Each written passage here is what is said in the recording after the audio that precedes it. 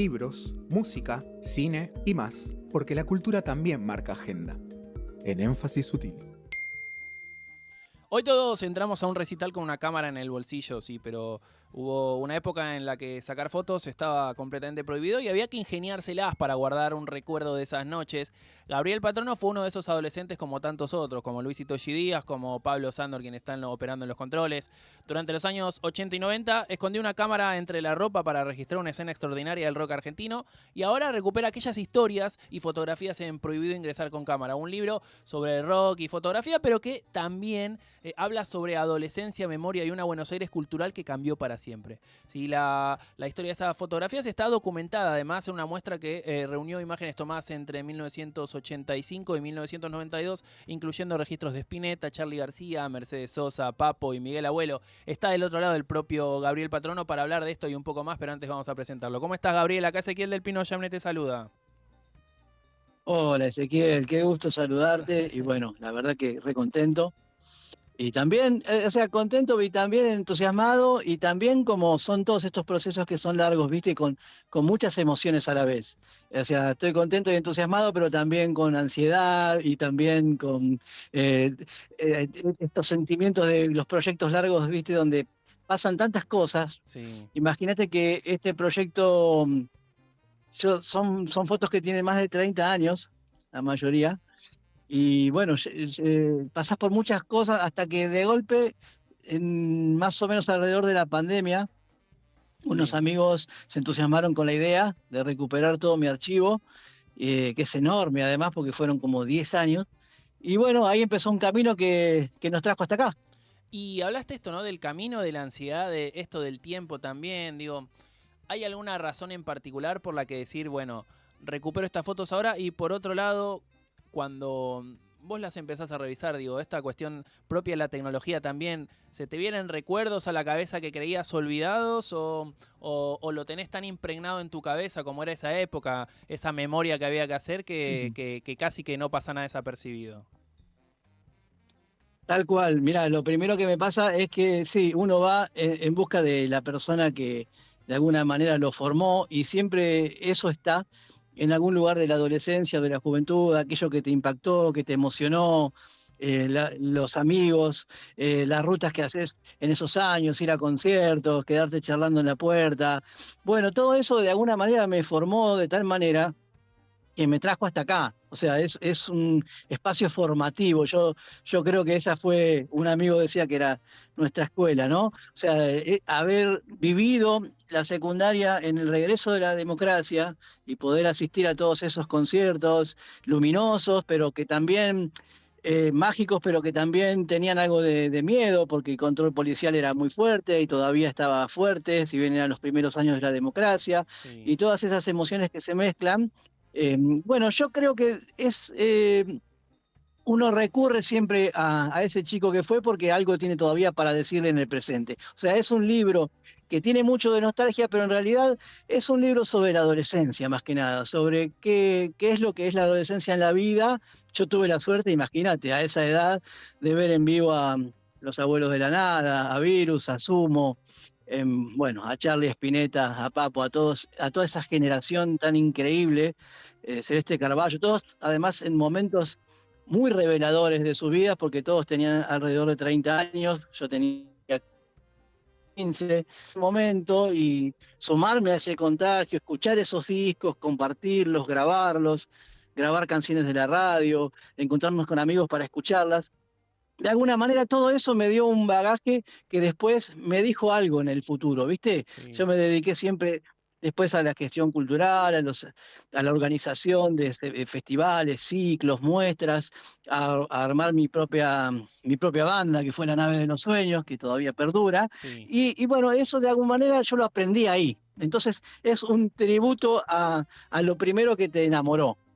Ok, bueno, y esto de ser lo primero que te enamoró, también mencionaste la nostalgia, adolescencia, decir cosas en el presente. Digo, eran conscientes ustedes de que estaban viviendo una etapa extraordinaria del rock argentino? ¿O simplemente eran pibes yendo a recitales? Y lo otro, digo, ¿qué recital todavía podés reconstruir casi completo si cerrás los ojos sin mirar las fotos o la cámara? Sí, Entonces, además de que éramos muy chicos, porque yo empezaba el secundario y notaba el cambio cultural. O sea, la vida empezaba a vivirse en las calles, dejaba de estar el encierro, el miedo, y empezaba a colectivizarse las fiestas, la fiesta popular, el concierto, el concierto como un lugar de encuentro. O sea, yo notaba que había un cambio importante y que de alguna manera quería ser parte de eso. Lo que no sabía era cómo hacer para participar de eso. Entonces se nos ocurrió con un amigo empezar a llevar una cámara de fotos, que en ese momento era del papá de un... Porque nos dimos como 3 años hasta lograr sacar las primeras fotos que nos salieran bien. Nos dimos cuenta que teníamos que ir a estudiar, nos anotamos en la escuela de fotografía, hicimos todo un camino. Además eran complicadísimos porque nosotros vivíamos sacando casamientos y cumpleaños de 15, entonces teníamos algunos negativos que nos sobraban y de golpe a veces amigos míos me dicen, che, ¿por qué tenés 3 o 4 fotos solamente de los abuelos de la nada en obras? Y era porque eran la cantidad de negativos que teníamos y los que le podíamos destinar, porque además era carísimo después mandar al laboratorio, hacer las copias. Yo después iba a la puerta de los conciertos a tratar de venderlas, no conocía a nadie, porque además nosotros vivíamos lejos de los centros urbanos donde se hacían los recitales, sobre todo obras, que para Sí. mí obras fue un lugar que, digamos, si algún lugar tendría que agradecerle esa obras, porque allí se realizaron un montón de conciertos de la naturaleza más variada, desde recitales acústicos hasta metaleros, punks, y yo iba a todos además, o sea, ni siquiera a veces me enteraba quiénes estaban tocando en particular, sino que iba porque sabía que los viernes siempre algo bueno pasaba en obras, y si no lograba entrar me quedaba charlando ahí afuera con los chicos que vinieran. Y 30 años después, los amigos de Divagario, que es una productora cultural también como nosotros, como La Nave de los Sueños, me impulsaron a hacer una muestra. En ese momento fueron los años de la pandemia, en Sí. formato digital, digitalizamos los negativos, nos ayudaron mis compañeras de La Nave de los Sueños. Bueno, fue un viaje enorme. Y han pasado 2 o 3 años, diseñadores amigos, Martín Lehmann y Lisandro Aldegani, que me dicen, bueno, acá hay un formato que está muy bueno, que podemos encontrar, lo podemos presentar en formato de libro. Me hice muy amigo de Melis, que tiene Caracú. Entre todos, entre los 4 armamos un núcleo muy fuerte. Después en la última etapa se sumó Reina, que nos ayudó con las tapas también. Sí. Armamos un núcleo muy fuerte de encuentros y de reuniones para encontrar un formato ideal a esto. Entonces yo pensaba que las fotos solas, hay muchos libros de fotos que son muy buenos, pero yo quería agregarle algunas vivencias y recuerdos y cosas que mis amigos me contaban en los asados, ahora ya de grandes, y que yo iba anotando. Entonces le agregamos una serie de crónicas también sobre esos años, como para pintar un poco qué representó para nosotros haber sido adolescentes en los 80 y qué impacto tiene eso en el presente. Y antes, digo, hablaste de presente, pasado, estas cuestiones de experiencia, cantidad de años que pasaron. Antes tenías un rollo y cada foto costaba más de lo que hoy podemos imaginar. Hoy podemos sacar 500, 1000, la cantidad de imágenes que quieras en una noche. ¿Crees que eso cambió nuestra manera de mirar? Y lo otro, ¿crees que tenemos más registros pero menos recuerdos de las cosas que estamos viviendo en cuanto a las experiencias culturales? Tal cual. Sí, cambió nuestra manera de mirar porque, digamos, el concierto se vivía. Yo sacaba 3 o 4 minutos, me quedaba ahí alentado por el empujón a donde me llevaba la ola, de acá para allá. Un amigo me levantaba y entonces yo tomaba una, después yo lo levantaba a él y sacaba una a él. O sea, vivíamos el show, no vivíamos a través de la cámara. La cámara era una cosa más que hacíamos para testimoniar un momento, porque aparte queríamos tener una foto de Federico Moura, queríamos tener una foto de Spinetta, entonces, y queríamos que sea una imagen nuestra. Y además porque también había pocos registros, o sea, yo era el lector en esos años de Pelo, Cantarrock, bueno, todas las revistas que salían, Sí. Twist y Gritos después, y había poco material al cual uno podía acceder si no fuera a través de esas revistas. Entonces yo quería tener una imagen propia sobre eso y me daba cuenta, pero de una manera muy vivencial.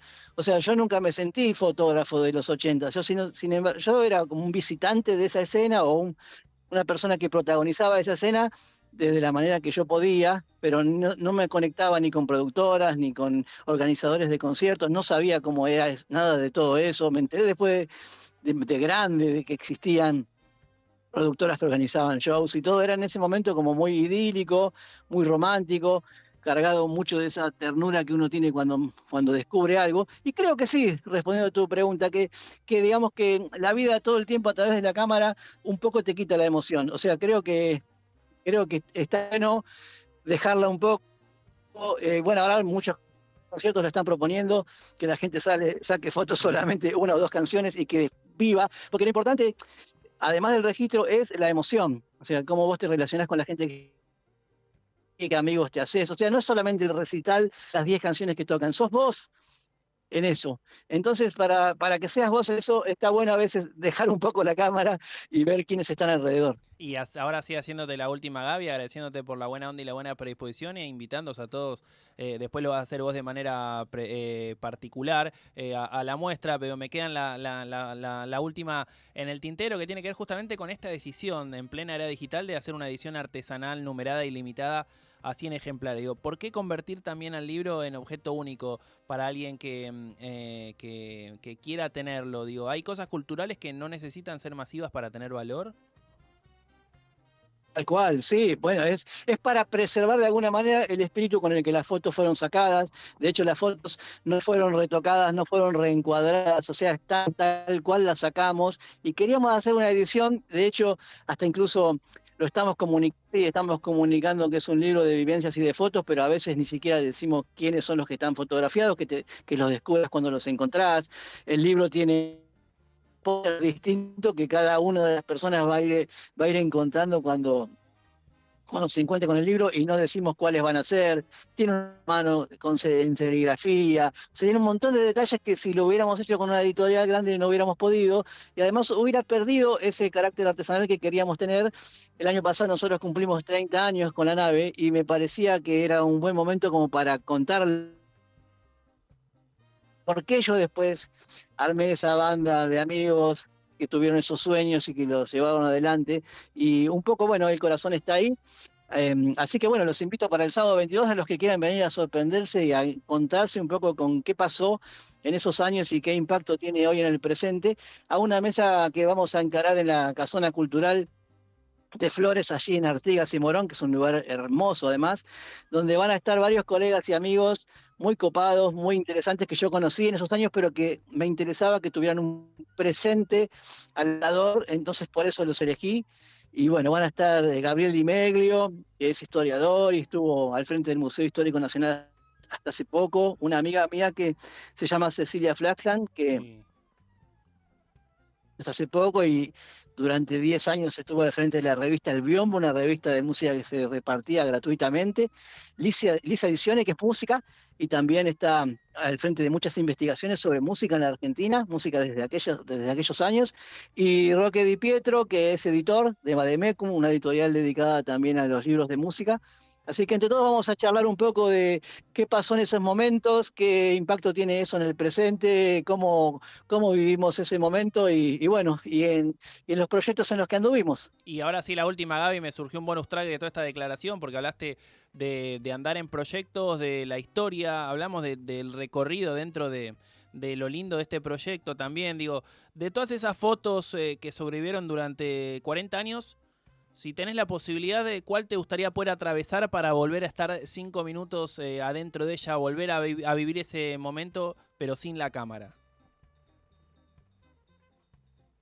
Y que Miguel Abuelo con un saco rojo mira hacia la platea y en ese momento justo estoy yo enfocándolo y logro captar ese momento y me gustaría volver a ese momento porque creo que la foto lo atrapa muy bien, es un momento de mucha emoción y mucha conexión y además es uno de los últimos conciertos que él hizo, ya cuando estaba con su disco Cosas Mías, que fue el último, y me parece que sintetiza muy bien la época. Me gustaría, sí, volver a estar en obras, en un concierto de los Abuelos de la Nada, comandado por ese magnético paladín que era Miguel Abuelo, y que, bueno, la verdad que era hermoso disfrutar de su show y, bueno, su legado de alguna manera sigue, ¿no? Bien, clarísimo. Gaby, gracias por este tiempo. Insisto, la buena onda, la buena predisposición y desearte lo mejor de cara a lo que viene. Invitamos otra vez a ver la muestra el 22 de agosto. Vamos a hacerlo también extensivo en redes sociales, más allá de lo que hagan ustedes y lo que digamos acá. Así que